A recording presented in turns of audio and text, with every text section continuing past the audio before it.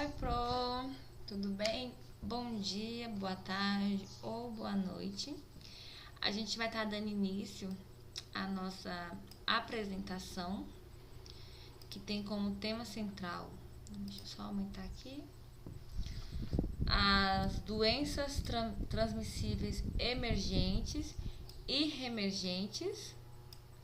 A nossa equipe, ela é composta por Sinara, Daisy Kelly, que sou eu, Dilma, Isadora e JL. Deixa eu passar.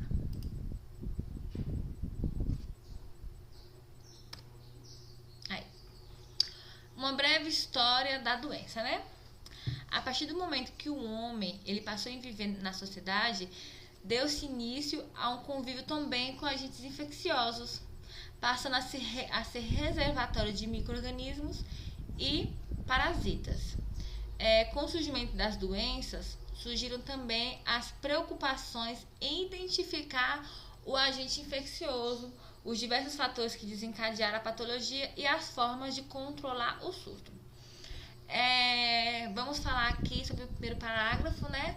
Lembrando que o homem, sim, ele é um dos reservatórios de algumas patologias, mas isso não se enquadra apenas no ser humano, também os animais.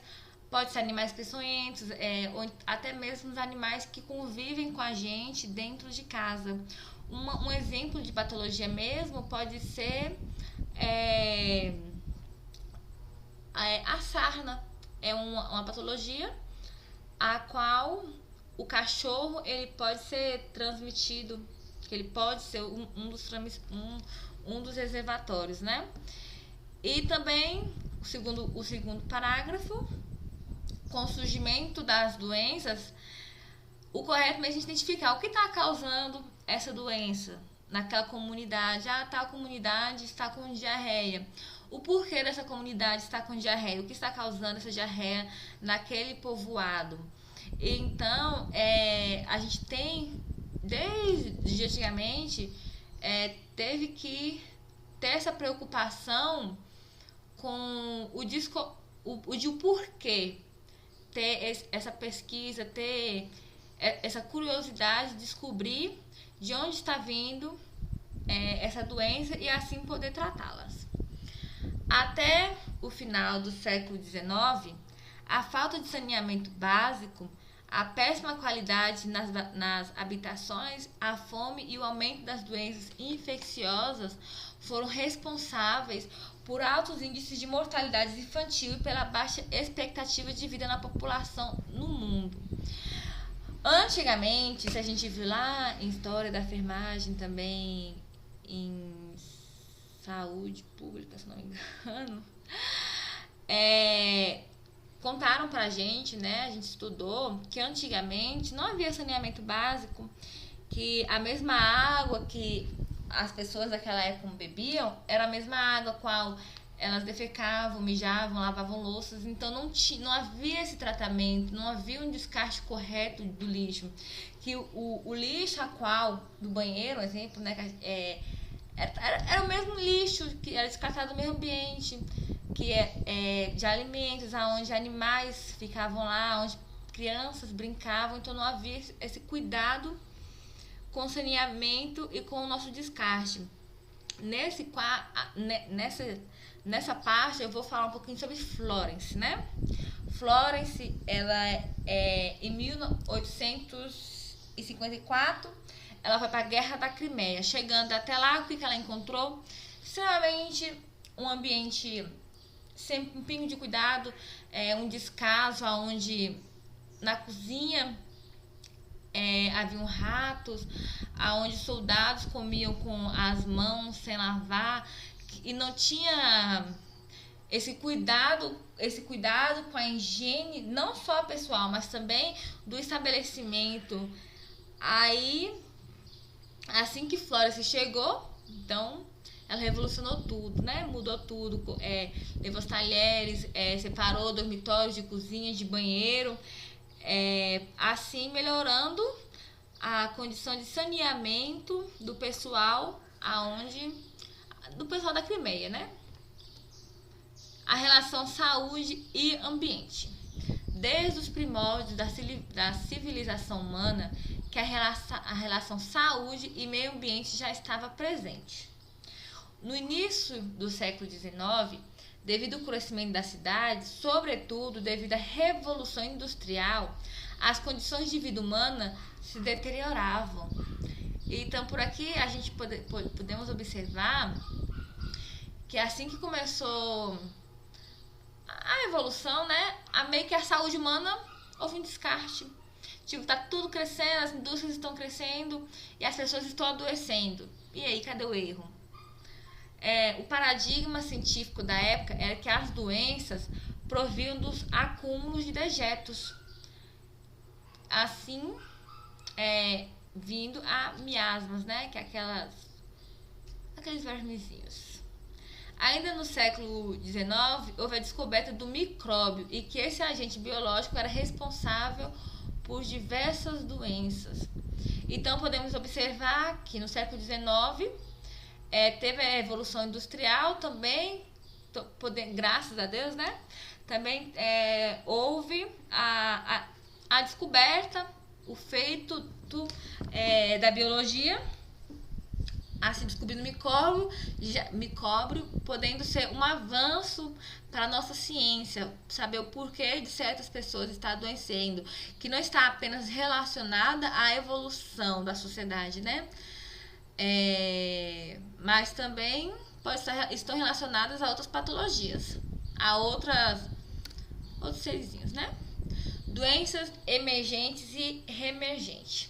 Nas últimas décadas, tem falado muito no aparecimento de novas doenças infecciosas, bem como o retorno de doenças tidas como erradicadas. Há o surgimento dessas novas patologias e o retorno de doenças já erradicadas, chamadas de doenças emergentes e reemergentes. Então, vamos lá. O conceito da palavra emergente são doenças novas. São doenças que até então não foram encontradas em seres humanos. Elas podem sim já ter aparecido em animais, mas no ser humano não. Contudo, ela é uma nova doença. E reemergentes são doenças a qual elas foram escassas, não existiam, mas elas voltaram. Vou estar falando mais à frente um pouquinho mais. São causadas por bactérias, vírus ou por agentes que já parasitavam animais e que passam a infectar também o homem e nunca antes descritos na literatura. Um exemplo aí é o Covid. Doenças emergentes são aquelas que surgem com impacto significativo sobre o ser humano, devido à sua sisudez em acometer órgãos e sistemas principais e potencialidade de deixar sequelas limitadoras e mesmo morte, pelas repercussões sociais relacionadas à sua prevalência, reveladoras de degradação ambiental. Dentre as condições, podemos citar a AIDS, que é a síndrome de imunodeficiência adquirida. A AIDS, gente, até então, ela é considerada a maior doença emergente descrita na literatura, né? Segundo, né, a AIDS veio do macaco. Então, ela foi uma das primeiras. E até então, podemos relatar também que o Covid, ele é uma doença que apareceu agora, ela é nova, agora em 2019. Não houve nenhum caso antes do Covid relatado em seres humanos. Apenas, eu não sei se animais, eu não sei, mas não houve casos. Mas acho que animais também, né? Porque falam que ela é uma doença a qual tinha no morcego. Eu não vou afirmar isso, né? Mas então ela é uma doença nova. Doenças reemergentes, também identificadas como resistentes a drogas, são aquelas que reaparecem após um longo período de declínio, como é o caso de algumas epidemias já ocorridas no Brasil, como a cólera e a dengue. Essas doenças podem voltar a apresentar novos casos ou até mesmo de epidemias no futuro. Como falou, né, são doenças que ela pode apresentar novos casos e também são doenças que podem vir até mais forte, com a resistência maior ao antibiótico usado. A trajetória das doenças infecciosas, deixa eu descer aqui, infecciosas no Brasil no século XX. No início do século XX, alto índice de óbitos eram atribuídos à diarreia, tuberculose, pneumonia, difteria e febre tifoide. Aqui tem as datas e algumas das patologias, né? Em 1908 houve a varíola, que havia provocado a morte na cidade do Rio de Janeiro. Em 18, a redução significativamente a mortalidade por essa doença. Em 14, a mortalidade infantil por infecção manteve-se elevada. O declínio na mortalidade por infecção tornou-se expressivo em 1980 a 1993. A mortalidade pelas infecções reduziu-se 52%, principalmente relacionados à diarreia. Pronto. Mas reduziu-se do nada, tipo, o ano vai passando, então os casos eles vão diminuindo, não tem diminuiu nada não, gente, teve um porquê, né? Se permanecesse os mesmos hábitos a qual viam no século XIX, com certeza o surto de diarreia seria altíssimo. E então houve estudo, houve pesquisas, houve tratamento para diarreia.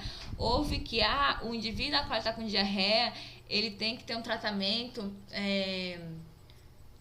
ele tem que ingerir muito líquido para que não haja uma desidratação, assim poder levar até a morte.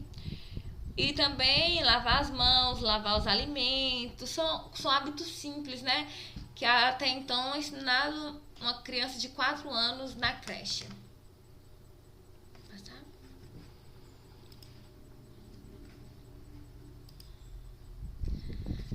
Pneumonias passaram a ter as taxas de mortalidade mais altas. Redução da mortalidade provocada por algumas doenças imunopreveníveis, como a poliomielite. Sarampo diminuiu expressivamente sua incidência. Ações de combate aos triatomíneos praticamente bloquearam transmissão vetorial de doenças de Chaga. Malária na Amazônia, com 500 mil casos novos por ano. Altíssimo, né? Leishmaniose no Nordeste e Sudoeste. Esquistossomose, hanseníase e tuberculose. Reintrodução de doenças como a cólera e dengue. Então, no século XX, aqui estão pautadas algumas trajetórias de doenças que ocorreu nesses 100 anos, né? São bastantes. Mas, graças a Deus, que a redução da mortalidade provocada por algumas doenças imunopreveníveis como a poliomielite, veio que é a vacina. Então, graças a Deus, houve a evolução da vacina que pôde erradicar muitas das doenças, até mesmo diminuir os casos, mas para isso tivemos que passar por isso tudo, né? Então, a nossa slide foi isso, a referência que foi utilizada, e aqui, e é isso aí, muito obrigada. Todo mundo contribuiu de alguma forma para a realização desse trabalho. E é isso aí. Beijos, se cuida. Agora pausar, né?